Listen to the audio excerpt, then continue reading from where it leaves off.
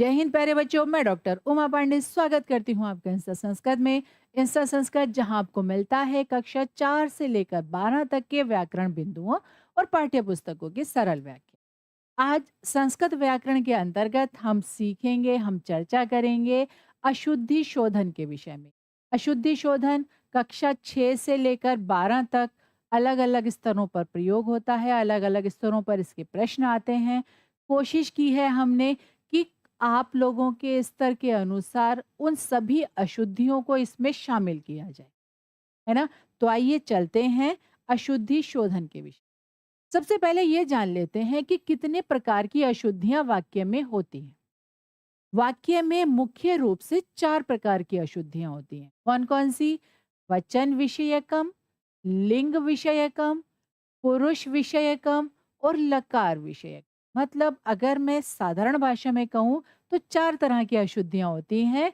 वचन से संबंधित, लिंग से संबंधित, पुरुष से संबंधित और लकार से संबंधित। ये 4 तरह की अशुद्धियाँ वाक्यों में होती हैं और हम क्या करते हैं, उन अशुद्धियों को दूर करके वाक्य को शुद्ध बनाकर पुनः उसको लिखते हैं। ठीक है? तो आइए अब चलते हैं इन अशुद्धियों को समझने के लिए और कैसे इनको दूर किया जाना है, ये जानने की। तो सबसे पहले हम बात करेंगे किसके विषय में? वचन विषयकम अशुद्धि शोधन, मतलब वचन से संबंधित अशुद्धियां। पहले इनको समझ लें। हम्म? देखिए, आपके जो प्रश्न पत्र होता है उसमें एक प्रश्न इसका जरूर आता है। और अगर मैं बात कहूँ तो कक्षा 4 से ही यह अशुद्धि शोधन शुरू हो जाता है। अलग अलग स्तर होता है लेकिन होता कक्षा 4 से ही शुरू है। 5, 6, 7, 8, 9, 10, 11, 12 आगे तक, मतलब ये चलता ही है। तो आइए, बहुत ही महत्वपूर्ण प्रश्न है, इसलिए इसके बारे में थोड़ा विस्तार से चर्चा करेंगे। हम्म? सबसे पहले है वचन विषयकम। आइए, इसका पहला वाक्य क्या है? वेदाह प्रमाणानि। तो क्या है? वेद प्रमाण होते हैं। अब वाक्य देखने में तो सही लग रहा है, वेदाह प्रमाणानि। वेद क्योंकि बहुवचन है इसलिए प्रमाणानि भी लिखा हुआ है। तो गलत क्या है इसमें? देखिए, हमेशा ध्यान रखिएगा, प्रमाण शब्द नित्य एक वचन में प्रयोग किया जाता है। इसलिए भले ही हम बहुवचन के साथ प्रयोग कर रहे हैं, वेदाह, चारों वेदों के बारे में हम बात कर रहे हैं, लेकिन ये नित्य एक वचन में प्रयोग होगा। तो इसका शुद्ध रूप क्या बनेगा? वेदाह प्रमाणम। वेद प्रमाण होते हैं। ठीक है? दूसरा वाक्य देखिए, कभी कभी ऐसा होता है, वाक्य ना हमें देखने में बिल्कुल शुद्ध लगता है और हम ये नहीं समझ पाते कि इसमें गलती क्या है। बहुत मुश्किल हो जाता है कई बार उस गलती को समझना।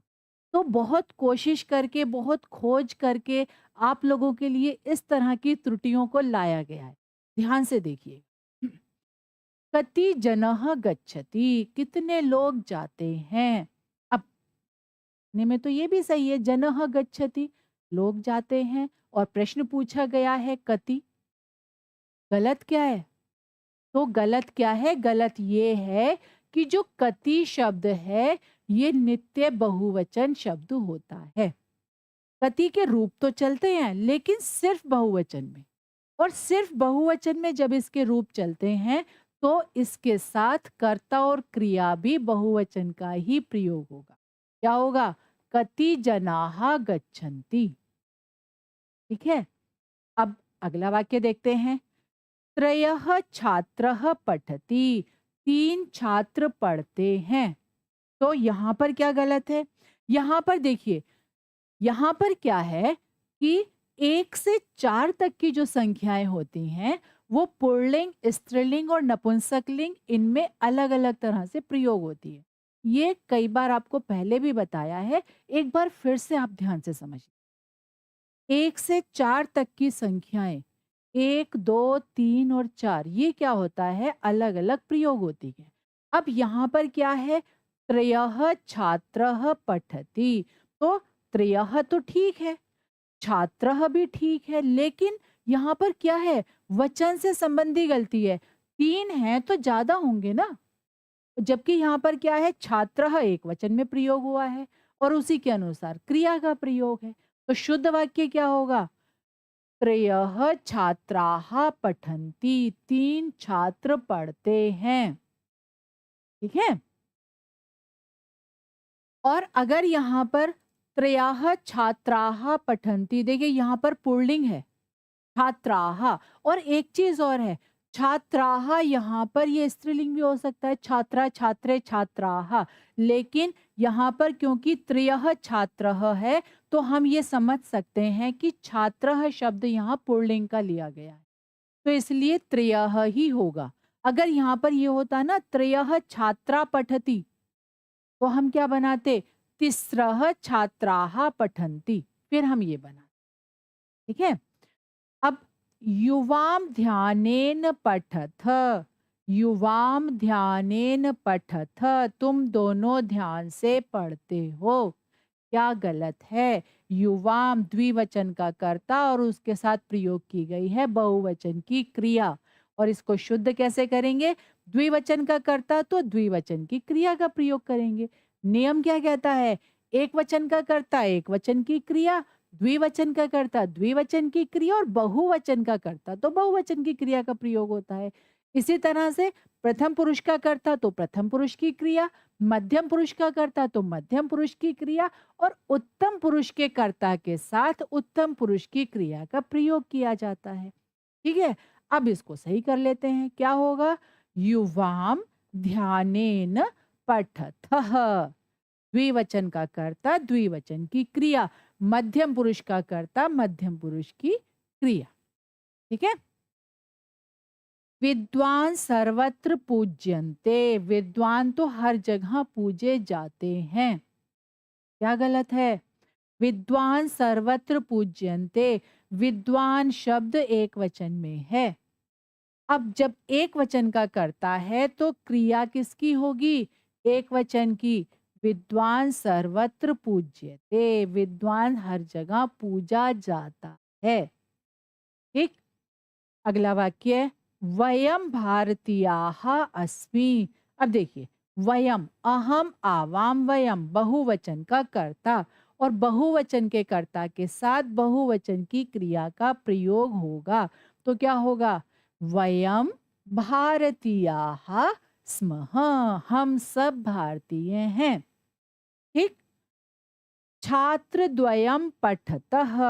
अब ये वाक्य ऐसा लग रहा है देखने में कि बिल्कुल सही है। छात्र द्वयम पठतः, 2 छात्र पढ़ते हैं।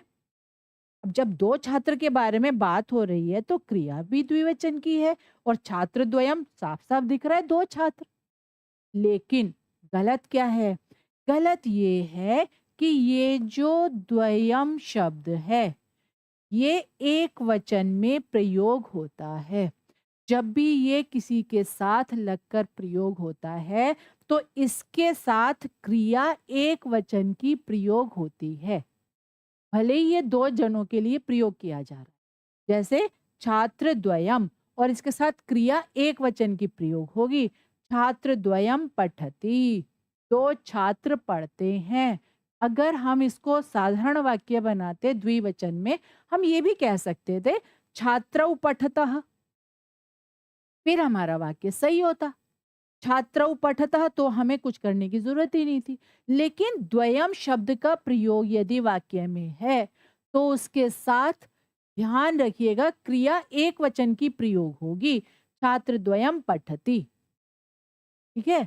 वाक्य का सही रूप क्या हो सकता था? एक और, द्वौ छात्रौ पठतः या छात्रौ पठतः, लेकिन बस द्वयम का ध्यान रखिए। ठीक है? ते मम मित्रम अस्ति, वे सब मेरे मित्र हैं। अब देखिए, ते बहुवचन है और क्या है? मित्रम अस्ति। जब बहुवचन है, सर्वनाम शब्द बहुवचन है, किसके लिए प्रयोग किया जा रहा है? मित्र के लिए प्रयोग किया जा रहा है। तो जब बहुत सारे सर्वनाम शब्दों का प्रयोग है तो हमें क्या करना है? उसी के अनुसार मित्र का प्रयोग करेंगे। ते मम मित्राणि, वे सब मेरे मित्र। और फिर क्या होगा? क्रिया भी बहुवचन की होगी, संति। वे सब मेरे मित्र हैं। ठीक है? क्यों? क्योंकि यदि संज्ञा एक वचन में है तो सर्वनाम भी एक वचन में होगा, और अगर संज्ञा बहुवचन में है तो उसके लिए प्रयोग किए जाने वाला सर्वनाम शब्द भी बहुवचन में होगा। और क्रिया कैसे होगी? कर्ता के अनुसार। ठीक है? कर्ता यदि एक वचन में है तो क्रिया एक वचन में, कर्ता यदि बहुवचन में है तो क्रिया भी बहुवचन में प्रयोग की जाएगी। ठीक है? अब चलते हैं आगे। अगला क्या था हमारा? अगला था लिंग विषयकम अशुद्धि शोधन, अर्थात लिंग से संबंधित अशुद्धि शोधन। आइए अब इसको समझते हैं। त्रीणि बालिकाः पुस्तकम पठन्ति, 3 बालिकाएं पुस्तक पढ़ती हैं।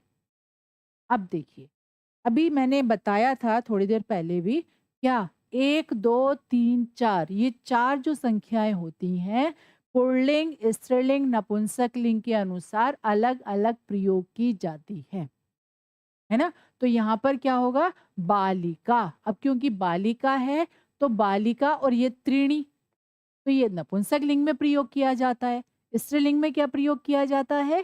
तिस्रः, है ना? तो क्या बनेगा शुद्ध वाक्य इसका? तिस्रः बालिकाः पुस्तकम पठन्ति, 3 बालिकाएं पुस्तक पढ़ती हैं। ठीक है?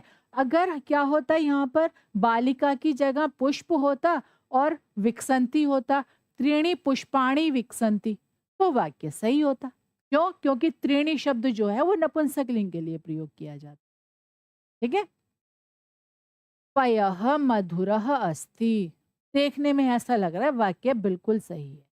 पयः मधुरः अस्ति, ऐसे लग रहा है पयः पुल्लिंग, मधुरः पुल्लिंग और अस्ति एक वचन की क्रिया। लेकिन पयः शब्द नपुंसक लिंग में होता है और इसीलिए इसके साथ जो इसका विशेषण होगा वो भी नपुंसक लिंग में होगा। ये नियम है क्या? जो विशेष्य होता है, जिस लिंग में विशेष्य होता है उसी लिंग में उसका विशेषण प्रयोग किया। ठीक है? तो पयः क्योंकि नपुंसक लिंग में है इसीलिए मधुर शब्द भी नपुंसक लिंग में प्रयोग होगा। पयः मधुरम अस्ति, जो दूध है वो मीठा है, अच्छा है। रूप कैसे चलते हैं? पयः पैसी पयांसी, पयः पैसी पयांसी, ये नपुंसक लिंग। ठीक है? अयम कार्यम दुष्करः अस्ति, यह कार्य दुष्कर है। अब में क्या गलत है? इसमें गलत क्या है? कार्य शब्द जो है वो नपुंसक लिंग है और इसीलिए अयम और दुष्करः ये दोनों इसके विशेषण है ना। विशेषण है, अयम सर्वनाम शब्द है और ये इसका विशेषण हो गया। तो क्या होगा?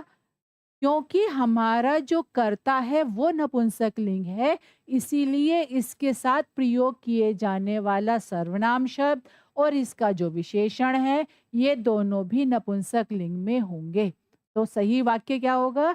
इदम कार्यम दुष्करम अस्ति, यह कार्य दुष्कर है। ठीक है? सा बालकः गच्छति, सा बालकः गच्छति, क्योंकि बालक पुल्लिंग में है इसीलिए इसके साथ सर्वनाम शब्द भी पुल्लिंग का प्रयोग होगा और शुद्ध वाक्य होगा सह बालकः गच्छति, वह बालक जाता है। अब अगला वाक्य क्या है? मनः चंचलः अस्ति, मन चंचल है। अब देखने में ये भी बिल्कुल सही लग रहा है, लेकिन अशुद्धि क्या है? मन शब्द नपुंसक लिंग है और जब मन शब्द नपुंसक लिंग है तो इसका विशेषण भी क्या होगा? नपुंसक लिंग होगा और शब्द क्या बनेगा? शुद्ध वाक्य मनः चंचलम अस्ति, मन चंचल है। ठीक है? उपवनम सुंदरः अस्ति, उपवन सुंदर है। अब देखिए उपवनम, उपवन कैसा है? नपुंसक लिंग, इसलिए उसका विशेषण भी क्या होगा? नपुंसक लिंग। उपवनम सुंदरम अस्ति, ये क्या है? लिंग संबंधी शुद्धियां, है ना। लिंग से संबंधित अशुद्धियों को हम क्या कर रहे हैं? शुद्ध करके फिर हम उन वाक्यों को लिख रहे हैं। ठीक है? उपवनम सुंदरम अस्ति, क्योंकि उपवन नपुंसक लिंग है इसीलिए सुंदरम। ठीक। अगला वाक्य, मम नामः श्यामः अस्ति, मेरा नाम श्याम है। आपके सामने ना ऐसे कई वाक्य आएंगे जो देखने में आपको बिल्कुल ऐसे लगेंगे कि ये तो बिल्कुल ठीक है, इनमें तो कुछ है ही नहीं ठीक करने के लिए, ये कहीं मिसप्रिंट तो नहीं हो गए हैं। तो इसीलिए ये जो छोटे छोटे और महत्वपूर्ण नियम हैं, इनको जरा ध्यान से समझ लीजिएगा, है ना? जैसे मम नामः श्यामः अस्ति, मेरा नाम श्याम है। अब देखिए यहाँ तो श्यामः भी पुल्लिंग है, इसलिए नामः ऐसा लग रहा है कि भाई ये भी ठीक ही है। लेकिन फिर वही बात है, नाम शब्द नपुंसक लिंग में आता है। मम नाम श्यामः अस्ति, नाम शब्द पर ना कोई विसर्ग आएगा, ना कोई हलंत आएगा, ना ही कोई अनुस्वार आएगा। नाम नामनी नामानी, नाम नामनी नामानी, इसके रूप चलते हैं प्रथमा और द्वितीया में, और यहाँ पर ना कोई हलंत ना कोई विसर्ग का प्रयोग किया जाता। तो क्या होगा शुद्ध रूप? मम नाम श्यामः अस्ति। विसर्ग लगाते के साथ ही वाक्य गलत हो जाएगा। ठीक है? सर्वाः बालकाः हसन्ति। अब देखिए, सर्वाः बालकाः हसन्ति देखने में एक बार के लिए तो ठीक ही लग रहा है, लेकिन क्या होगा?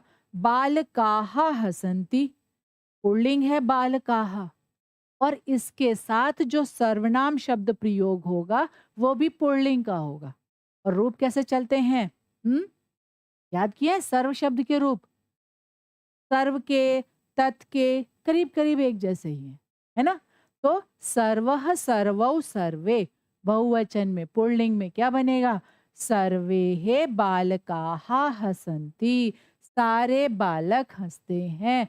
तो यहाँ पर ये जो सर्वाहा शब्द है, ये स्त्रीलिंग का सर्वनाम लगा हुआ, सर्वा सर्वे सर्वाहा। तो यहाँ पर क्या है, इसको हमें क्या करना है? सही करके सर्वे बालकाः हसन्ति, ये इसका शुद्ध रूप होगा। ठीक। शताः छात्राः गच्छन्ति, तो छात्र जाते हैं। अब यहाँ पर क्या है भाई? शताः छात्राः गच्छन्ति, 100 छात्र जाते हैं, बहुत सारे हैं, तो शताः बहुत सारे ही तो हैं, है ना? तो यहाँ पर गलत क्या है? यहाँ पर गलत ये है कि शतम शब्द जो है वो एक वचन में प्रयोग किया जाता है। शतम छात्राः गच्छन्ति, 100 छात्र जाते हैं, शताः नहीं होगा, शतम होगा। शतम छात्राः गच्छन्ति, 100 छात्र जाते हैं, नित्य एक वचन और नपुंसक लिंग में इसको प्रयोग किया जाता है। ठीक। अब आगे देखते हैं, पुरुष विषयकम अशुद्धि शोधन, कहते हैं पुरुष से संबंधित अशुद्धियां। बहुत से वाक्य ऐसे होते हैं जिनमें पुरुष से संबंधित अशुद्धियां होती हैं। किस तरह की होती हैं, आइए समझते हैं। भवान कुत्र पठसी। अब देखिए, भवान कुत्र पठसी, भवान शब्द की जो है वो क्या है? प्रथम पुरुष का करता है, और इसके साथ क्रिया किसकी प्रयोग होनी चाहिए? प्रथम पुरुष की। जबकि यहाँ पर किसकी दी हुई है? मध्यम पुरुष की। जब हम इसको शुद्ध करेंगे तो क्या लिखेंगे? भवान कुत्र पठति, आप कहाँ पढ़ते हैं? प्रथम पुरुष का कर्ता, प्रथम पुरुष की क्रिया। ठीक है? त्वम अत्र निवसति, तुम यहाँ रहते हो। त्वम मध्यम पुरुष का कर्ता, तो मध्यम पुरुष की क्रिया, त्वम अत्र निवसति, तुम यहाँ रहते हो। ते गृहम गच्छामः, वे सब घर को जाते हैं, लेकिन ते, सह तौ ते, प्रथम पुरुष का कर्ता, और उसके साथ क्या होगा?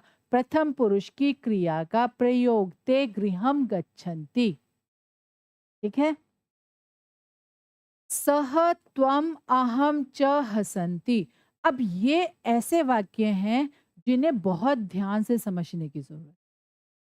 थोड़ा ध्यान से समझिएगा, क्या है, बहुत ही महत्वपूर्ण है। और इस तरह के वाक्य देखकर ना अच्छे अच्छे बच्चे जो हैं वो कंफ्यूज हो जाते हैं। तो लेकिन कंफ्यूज होने की वजह ये नहीं होती कि बहुत मुश्किल है, कंफ्यूज होने की वजह क्या है? कि पता नहीं है। उस नियम के बारे में। बड़ा ही साधारण सा नियम है, आइए समझते हैं। क्या है? सह त्वम अहम च हसंती, वह तुम और मैं हंसते हैं।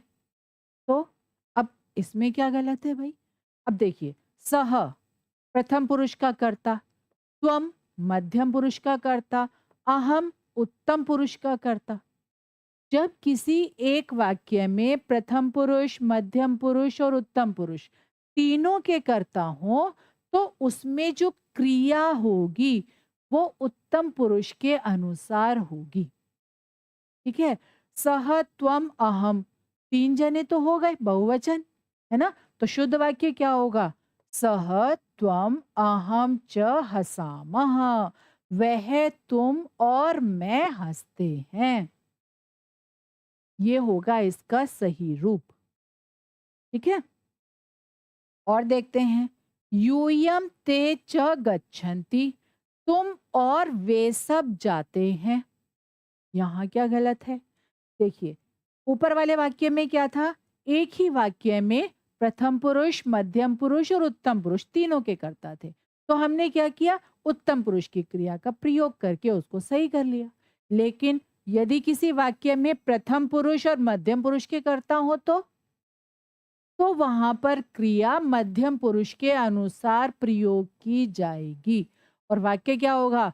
यूयम ते च गच्छथ, तुम और वे सब जाते हो। ठीक है, ध्यान रखिएगा। त्वम च तौ च गृहात आगच्छन्ति, कहते हैं तुम और वे दोनों घर से आते हैं। नियम वही है क्या? कि यदि किसी वाक्य में प्रथम पुरुष, मध्यम पुरुष और उत्तम पुरुष तीनों के कर्ता हैं, तो उसमें क्रिया उत्तम पुरुष के अनुसार प्रयोग की जाएगी। और यदि किसी वाक्य में प्रथम पुरुष और मध्यम पुरुष के कर्ता हैं, तो क्रिया मध्यम पुरुष के अनुसार प्रयोग की जाए। ठीक है? जैसे त्वम च तौ च, तुम और वे दोनों गृहात आगच्छथ, घर से आते हैं। तुम और वे दोनों घर से आते हैं। तो देखिए, त्वम क्योंकि मध्यम पुरुष का है, इसीलिए यहाँ पर मध्यम पुरुष की क्रिया का प्रयोग किया गया है। ठीक। अहम व त्वम व लिखामी, मैं या तुम लिखते हैं। अब यहाँ पर तो सही है भाई, यहाँ क्या परेशानी हो गई? यहाँ पर तो मध्यम पुरुष और उत्तम पुरुष का कर्ता है और क्रिया जो है वो उत्तम पुरुष के अनुसार है। अब इसके नियम को समझ लीजिए। देखिए, जब वाक्य में च से कर्ता जुड़े हुए हों, जैसे यहाँ पर है ना, त्वम च तौ च सह त्वम अहम च, जब वाक्य में च से कर्ता जुड़े हों, तो वहां पर क्रिया कैसे होती है?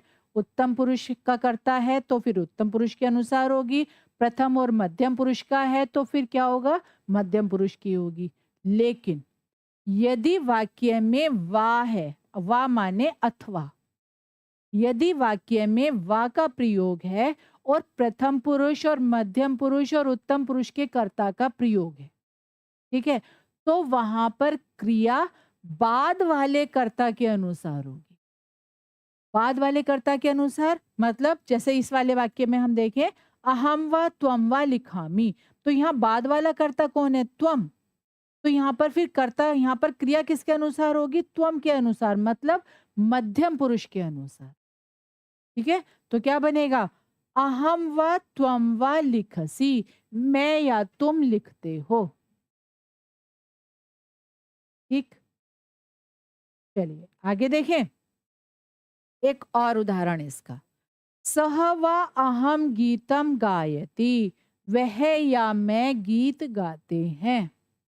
फिर से वही बात, वाक्य में सह प्रथम पुरुष का कर्ता है और अहम उत्तम पुरुष का कर्ता। अब इसमें क्रिया किसके अनुसार होगी? बाद वाले कर्ता के अनुसार। बाद वाला कर्ता क्या है? अहम। सह व अहम गीतम गायामी, वह या मैं गीत गाते हैं। ठीक है, समझ लीजिएगा, बहुत महत्वपूर्ण है। आइए आगे चलते हैं। अब आ जाता है लकार विषयकम अशुद्धि शोधन, मतलब लकार से संबंधित अशुद्धियां। अब समझते हैं इसको। जैसे अहम श्वः विद्यालयम अगच्छम। मैं, श्वः माने होता है आने वाला कल, मैं कल विद्यालय गया। अब देखिए, जब आने वाला कल है तो ये लंग लकार की क्रिया का प्रयोग कैसे हो सकता है? अभी तो वो बात हुई नहीं है ना, श्व माने आने वाला कल। तो श्व के साथ हमेशा क्या होगा? लिरिट लकार की क्रिया का प्रयोग होगा। और शुद्ध रूप क्या होगा? अहम श्वः विद्यालयम गमिष्यामि। मैं कल विद्यालय जाऊंगा। ठीक है। सह ह्यः नगरम गच्छति। वह कल नगर को गया। तो देखिए, ह्यः माने बीता हुआ कल। जो कल बीत चुका है, जिसके बारे में हम बात कर रहे हैं, वो कार्य हो चुका है। और जब हो चुका कार्य होता है तो वो किस में प्रयोग होता है? लंग लकार में। तो यहाँ पर गच्छति लट लकार की क्रिया का प्रयोग नहीं होगा। इसके स्थान पर क्या होगा? इसके स्थान पर होगा सह ह्यः नगरम अगच्छत। वह कल नगर को गया। यहाँ पर क्या होगा? यह के साथ हमेशा लंग लकार की क्रिया का प्रयोग होता है। श्वः के साथ लिरिट लकार, यह के साथ लंग लकार, और अद्य के साथ लट लकार की क्रिया का प्रयोग होता है। ठीक है। वर्षा भवतु चेत बीजानी वपतु। अब देखिए, वर्षा भवतु चेत कहते हैं यदि वर्षा होती है तो क्या करो? बीजानी वपतु, बीज बो दो। अब चेत माने यदि। यदि के साथ क्या होता है? हमेशा उपवाक्य में लट लकार की क्रिया का प्रयोग होता है। तो शुद्ध वाक्य क्या होगा? वर्षा भवती चेत। यदि वर्षा होती है तो क्या करो? बीजानी वपतु, बीज बो दो। भाई, आप बीज बोने का ही तो आदेश दे सकते हो। आप वर्षा होने का आदेश थोड़ी दे सकते हो कि वर्षा हो और आप बीज बो दो। है ना? कोई व्यक्ति आपके सामने है, आप उसको आदेश दे सकते हो। आप ऊपर वाले को थोड़ी ना आदेश दे दोगे, बारिश कर दो। नहीं दे सकते ना। इसलिए क्या होगा? यहाँ पर लट लकार का प्रयोग। यदि वर्षा होती है तो बीज बो दो, बीज उग जाएंगे, है ना, पानी मिल जाएगा। उसके बाद यावत सिंह त्वाम पश्यतु। जब तक शेर तुमको देखता है, तावत दूरम अप्सर, तब तक दूर हट जाओ, भाग जाओ। अब क्या है यहाँ पर? देखिए, यावत के योग में यावत माने जब तक। शेर तुमको देखता है। अब तुम शेर को आदेश नहीं दे सकते कि तुमको देखे। आप तो कह रहे हो एक बात क्या, कि जब तक शेर तुम्हें देखता है तब तक क्या करो? दूर भाग जाओ, बच जाओ उससे। तो क्या होगा यहाँ पर? यावत सिंह त्वाम पश्यति। जब तक शेर तुमको देखता है, तावत दूरम अप्सर, तब तक दूर हट जाओ। यहाँ लोट लकार का प्रयोग नहीं हो सकता। आप शेर को आज्ञा थोड़ी ना दोगे, तुम उसको देखो जल्दी से और देख के खा जाओ, नहीं ना। तो क्या होगा? आपने क्या किया? जो वहां पर बच्चा था, व्यक्ति था, आपने कहा जब तक शेर की नजर तुम पे पड़े, भाग जाओ यहां से। ठीक है। बालकः प्रतिदिनम फलम अखादत। बालक प्रतिदिन फल खाता है। अब देखिए, जब कोई कार्य प्रतिदिन हो रहा है तो वहां लंग लकार की क्रिया का प्रयोग नहीं हो सकता। वहां पर किसका प्रयोग होगा? लट लकार की। बालकः प्रतिदिनम फलम खादति। बालक प्रतिदिन फल खाता है। लट लकार की क्रिया का प्रयोग होगा। ठीक है। नद्यः अवहन। नदियां बही। नदियों का तो स्वभाव है बहना। और जब भी किसी के स्वभाव के बारे में बात होती है तो वहां लट लकार का प्रयोग होता है। तो शुद्ध रूप क्या होगा? नद्यः वहंती। नदियां बहकर खत्म नहीं हो गई। नदियां तो लगातार बह रही हैं, बहती रहती हैं, बहती रहती हैं। तो वो खत्म नहीं हो जाती कि बही और खत्म हो गई, नहीं। तो नद्यः वहन्ति, नदियां बहती हैं। लट लकार, यहाँ पर लंग लकार का प्रयोग नहीं होगा। रे मित्र शृणोति, हे मित्र सुनो। अब क्या होगा, हम अपने मित्र को बोल रहे हैं हे मित्र मेरी बात सुनो, तो यहाँ पर किसका प्रयोग होगा, लोट लकार का, लट लकार का नहीं होगा। तो क्या बनेगा, रे मित्र शृणोतु, हे मित्र सुनो, मेरी बात को सुनो। ठीक है, तो ये थी लकार विषयक अशुद्धियां जिनको हमने शुद्ध करके लिखा। आइए एक बार फिर से पुनरावृत्ति कर लेते हैं। आज हमने क्या पढ़ा, आज हमने पढ़ा अशुद्धि शोधन, उसके प्रकार और उनके वाक्य, और उन वाक्यों की छोटी छोटी बारीकियां, क्या उनमें किस तरह की गलतियां होती हैं, किस प्रकार की अशुद्धियां होती हैं, और कैसे उनको शुद्ध किया जा सकता है, और उनका हमने अभ्यास किया। आशा है आज की वीडियो आपको समझ में आई होगी। इसी तरह की सरल वीडियो के लिए जुड़े रहिए इंस्टा संस्कृत से। जय हिंद।